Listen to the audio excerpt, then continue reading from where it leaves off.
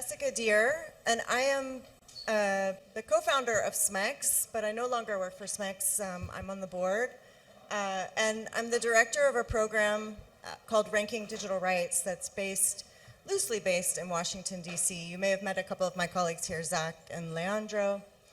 And we partnered with SMEX on a campaign, a very sort of rapid campaign to draw some attention to some digital security and surveillance issues that the World Cup in Qatar is raising. And so Afef and I today are just going to give you a brief summary of the campaign and why we did it, what the elements are, and how you can get involved. So the campaign's called Red Card on Digital Rights, and go ahead, yep. And basically it's looking at mega events, like these giant sporting events like the World Cup, the Olympics, and other events that are sort of global events that bring people together as these catalysts for, or sort of reasons for an expansion of surveillance systems, mass surveillance systems around the world. And what originally sort of gave us the idea, or one of our data engineer at SMEX, who is sort of had this idea of why don't we do something about the World Cup? What could we do? So we partnered with SMEX, and we sort of are building on work that was done in 2014 and even earlier by a Brazilian organization that's like SMEX, a digital rights organization called Coding Rights. And Coding Rights, with the advent of the World Cup in 2014 and the Olympics in Brazil, was sort of looking at the intersection of how smart cities and these big events sort of are bringing lots of investment and public appropriation of funds to enhance what some people call smart cities and what I tend to think of as surveillance cities, because it tends to, it's the installation of lots of camera, lots of algorithmic collection of data and processing of that data through algorithms, and it's all done in the name of so-called public security, but there's very little to sort of justify the scale of the investment. As I was just speaking with another, with Dia about the evictions that take place in the preparation for these events. And here I just sort of outlined a few points. This is all justified by like the specter of terrorism. Oh, if there's bombs, we want to make sure that we know who is or social unrest, protest and terrorism, basically. We need to keep things safe while all these people are visiting our country.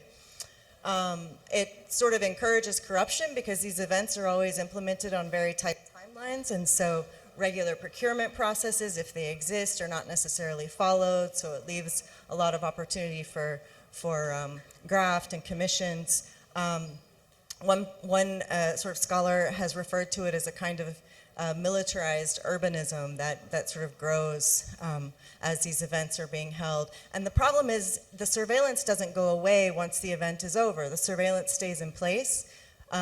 Fans, athletes, people who participate in the events become sort of test subjects, and then it can also be difficult to know how much is spent on these events.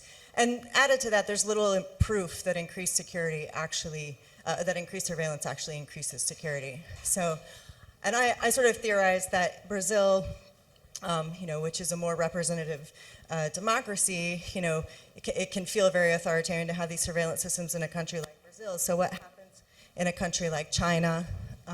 As we see, like with the Winter Olympics, they also had an app, or in Qatar, where already human rights violations are so rampant, and I think the effects are intensified.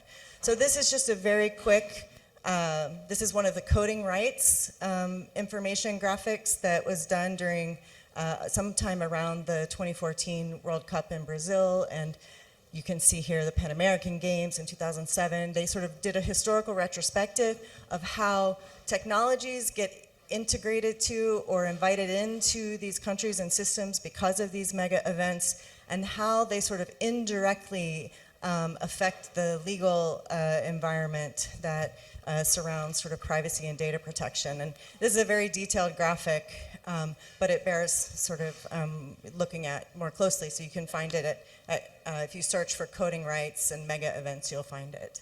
So the next slide. And so just to get right straight into what we're doing with the Qatar World Cup, I mean, already, I don't know yesterday if everybody saw the news of how some authorities in Qatar basically interrupted a Danish broadcaster as he was reporting live from one of the roundabouts in Doha. And then later, because it was all being filmed, later had to apologize. But let's also remember that all the television crews that are reporting there have agreed to some very stringent press requirements. For example, they have to request permission to speak with any local people. They can't just do regular Vox Pop interviews. And there are only some very specific places where they're able to do things like live stand-ups. So it's Qatar being repressive, and it's Western media organizations and others sort of enabling that repression by agreeing to these kinds of terms. So with that, I'll also just mention why Ranking Digital Rights is involved. So Ranking Digital Rights evaluates tech platforms like Facebook, Apple, and some other platforms around the world, as well as telecom platforms. And one of the telecom platforms that we evaluate is Ooredoo in Qatar. And it has consistently, for the last 5 years, for the 5 years that we've produced rankings, scored in last place for its lack of disclosures, including a lack of like privacy policies, which they now have disclosed, but very, very incremental progress, and very little disclosure on how they handle user data, certainly not anything about government demands, and things like that. So we rank companies against their looking at their policies and how they will protect and respect human rights, and Qatar ranks at the very lowest level. And so after Afef gives sort of an overview of the campaign, I'll talk about what some of Ooredoo's results are from this year's ranking, which will be out on December 5th. Afef? Thank you, Jessica. So in terms of the campaign itself, what we're doing, we're working on a series of campaign posts. These will look into the digital rights, basically, in the context of the Qatar World Cup, and we published already one campaign post before the event itself, where we kind of looked into how the internet freedom looks like, the telecom market looks like, for those to kind of provide those who are traveling to Qatar with some information about it, but also provide them with some digital safety tips and what to expect in terms of the internet and digital rights when they are there. We're going to be publishing another campaign post after the World Cup starts, and also one more after it ends, because what we're trying to do with the last post, the last campaign post, is kind of look at any lessons learned from this project, from this campaign, for like any future campaigns, similar campaigns that we do for sporting events and other mega events.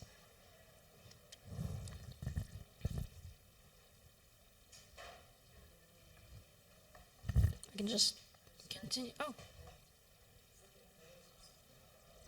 I can just continue, and then until this is. And another thing that we're doing at SMEX, we actually published a call for stories. So for journalists and writers and activists who would like to cover the Qatar World Cup, but from a digital rights perspective, they can submit their pitches, and we will be editing them and publishing them, like as part of this campaign. Stories can look at different aspects of it: censorship, surveillance, but also the control of, let's say, migrant workers, and the control of spectators through these technologies. And what we also did, okay. All right, we'll continue then. And another part of this project, so these are like the digital safety tips we provided as part of the first campaign post. And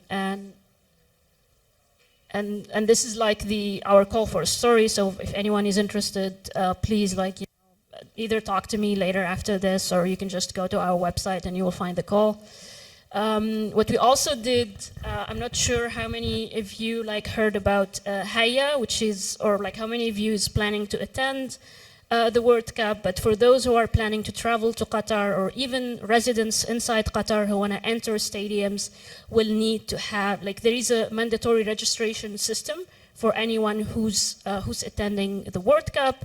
And basically what the system does is register people, and everyone have to download an app to be able to get into the stadiums and into Qatar.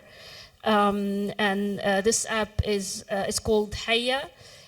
People can register through the app or through the Hayya portal, and it's required. And what we did research using the ranking digital rights methodology, which benchmarks ICT services and companies, and we did an assessment using the methodology of Hayya's privacy policies and security policies. And there were a number of findings. I'm not going to kind of speak about all of them. You can always check the report, which is published on our website. But what we found that the policies, the Hayya policies, are not transparent about what information is collected, what information is shared, what is done with the actual information and its purposes. We also found that the registration system itself monetizes people's data to kind of targeted ads, but there is little control that users of the system have over targeted advertising, or to kind of turn off tracking, since they are tracked not just on the Hayya platforms themselves, but also across other platforms. We also found that there is no information about how Hayya plans to handle any government demands for the data of spectators if they requested, which is an issue given the surveillance apparatus and laws in Qatar.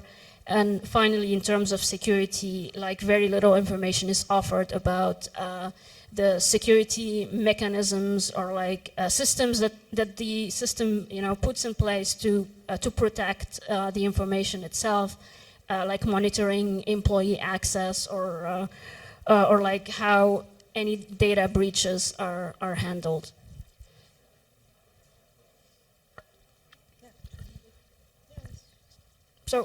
So we have 15 minutes left, and we also would like to hear if you have any questions, if there are any other mega events, sporting events or otherwise that we should keep in mind that are going to be happening in the region, or any other ideas for tactics that we could use in the future for these types of campaigns.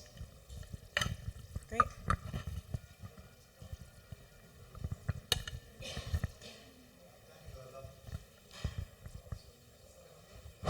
Thank you a lot, Jessica and Afef. And as we are talking about Qatar, just today we released an important report about massive human rights violations in Qatar. We have people who were sentenced to life sentence just because they peacefully protested in the streets of Doha, near, a village near to Doha. And also there are others who demanded given the right to travel, and they are travel ban for several years, and the outcome was the state security apparatus arrested them, put them in solitary confinement. And also we have a lot of violations, as you know, about migrant workers. So my question, really, how we could use this big opportunity. We have a lot of people going to Qatar. Is there a way that we could highlight these violations, and that will lead to something important, putting more pressure on authorities to release those people, innocent citizens who are in prison, and also to at least give the right to migrant workers to enjoy some of their basic rights, such as establishing a union that, of course, will be its first goal to defend their basic rights. Thank you so much. I mean, I think one thing, Khaled, that we wish that we had sort of been planning this for years, right? Because there's so much that could have been done if we were able to sort of think ahead about what's happening. The worker issues have always been in the news. But I think what we can do from now, and the reason why SMEX and RDR decided, look, we're going to try and do something quick, and what we're hoping, and the reason why the SMEX put together the call for journalists submissions, is what we're hoping to do is give journalists, even sports journalists, not necessarily digital rights journalists, but other angles to cover as they are in Qatar and witnessing the World Cup and other sorts of things. So trying to do that. I think there's nothing wrong with hashtagging FIFA World Cup 2022 on all of these violations. I think we should do that. And I think this plays into sort of the larger trend or worry that I have about sort of these states, Qatar, Emirates, Saudi Arabia, the Gulf Arab states, and their vision for technology as a way of leveraging increased power in the world as their oil revenue declines. And so I think we need to pay really, really keen attention to what their technology policies are, how they're trying to pitch themselves as hubs for AI and what that means for the rest of the world. And that this is at least a good start in sort of trying to raise awareness about that among populations and people and journalists that don't necessarily cover digital rights.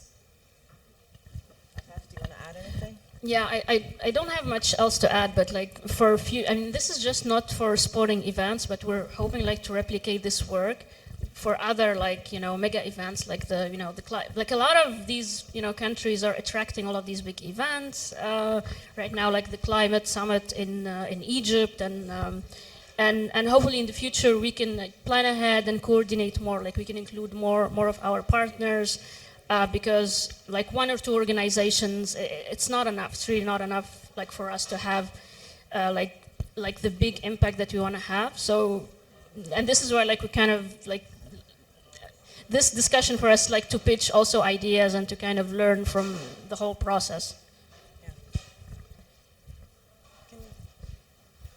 Okay, I'll take off my mask. So something that's really interesting, and I'm curious if this is something that you guys would be monitoring, is hate speech, harassment, and bullying in the sports world online takes on a very sort of like niche and very special form.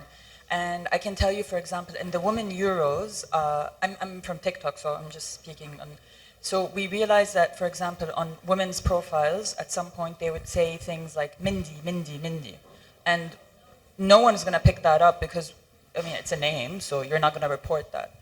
But upon deeper investigation and when we're having engagements with others, we realized that Mindy is a name of a male footballer, I don't know his full name, who was accused of sexual harassment and assault. And so what they were indirectly saying to the women football players is basically rape.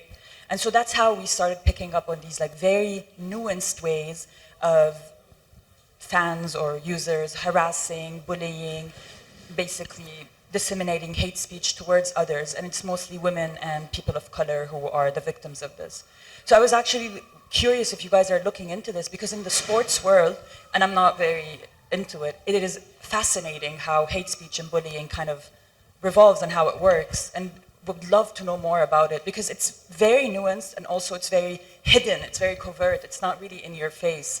There was also another, but that was more on Twitter, the Italian word for derrière for women was very hidden. There's no way anyone would have guessed it, but they were just saying it for all the women Euro players and just sort of like objectifying them.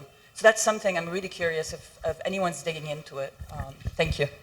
We're not directly looking into this as part of this project, but again, we have the call for pitches. So if any journalist or writer would like to cover this, we would definitely love to publish such a story. And thank you for mentioning it. It's definitely an important area that we need to look into.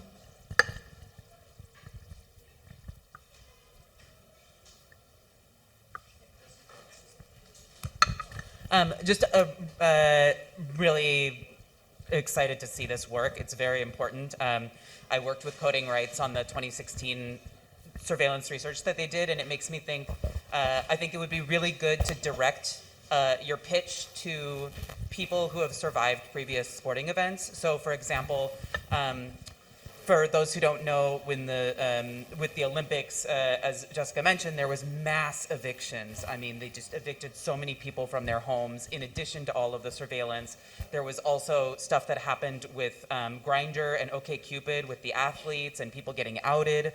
I guess that's maybe less risk at the World Cup, but it's still a possibility. So I think it would be really great to reach out to, for example, there was a group called Eyes on Rio. I'll follow up with you. Yeah. But there's been a lot of work focused more on the Olympics and surveillance, and I think tying it all together and there's some guides about the human rights impacts of large sporting events, but they don't focus on the digital rights side of things. Okay. So I think just collaborating with what's gone before and bringing the attention to it. Like we cannot let these countries normalize themselves with this. That's right. And it's going to keep happening over and over again. So. And we should extend it to events like I don't know if it's COP27, the climate one in Egypt. We should extend it to the IGF in Ethiopia. We should extend it to these events, whether they have, proprietary apps or not. But, we see because of the way the UN system works and the way that a lot of these international sort of processes work, that countries with terrible human rights records often do become the host countries for events like this. And I think we should, we're hoping that this could be part of a template for response to something like that, and that it will add another sort of tactic to our toolkit. So we'll definitely follow up on that, and I think that's a great idea.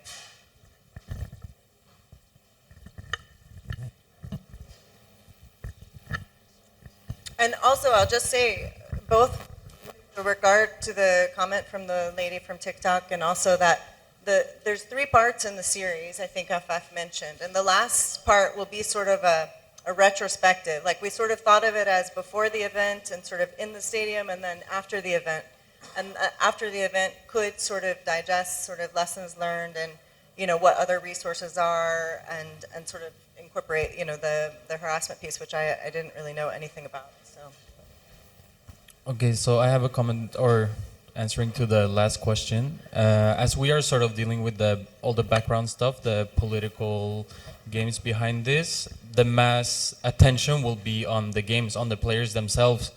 And the players are superstars, they have a lot of pull. So I think the most effective thing would be to get them to talk. But again, FIFA, and that's also why FIFA are telling explicitly to the players, don't focus on football, don't deal with any moral things. And yeah, so I think getting them to talk would have been the most effective way. But again, these players, the Gulf states are heavily invested in the football world. Qatar Airways, Fly Emirates are fronted on as sponsors everywhere, and they're also there's the players have interest in not speaking out in a sense because their salaries are dependent. So there's this. I totally agree. And when we were first starting to think about this, we thought maybe we issue a press release to the players' associations and things like that. Our capacity is such that we just haven't been able to do that, but for future things, we absolutely would. And I really, again, want to emphasize, it's not just football.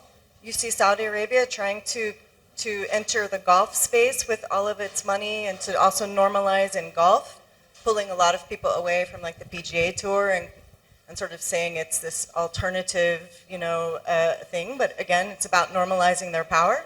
And with the U.S. Open, the tennis event that was in August, that's in August and September every year, the Emirates is a huge sponsor. Everything on TV is the Emirates Cafe, Emirates this and that. These are connections, particularly between the U.S. and the Gulf, that really need to be interrogated, challenged, and questioned much, much more frequently, because that's where the decisions are being made and that's where the money is changing hands. And also for engaging with the football players and the sponsors, we've seen it with a lot of football teams, speaking out against migrant workers violations. So maybe there is something that we can learn from them, from other organizations in that sense. And in general, there has been a lot of attention about Qatar, about the migrant workers elements. And I think there is also, we can also learn from other organizations, you know, who do not specifically focus on digital rights. Although, like there isn't really it's not. I mean, it's very connected to each other, like with surveillance and and the impact on human rights, not just digital anymore. I mean, we've seen cases of migrant workers kind of being spied on, or technology kind of being used against them. So yeah, there is definitely opportunities to kind of collaborate more in that sense.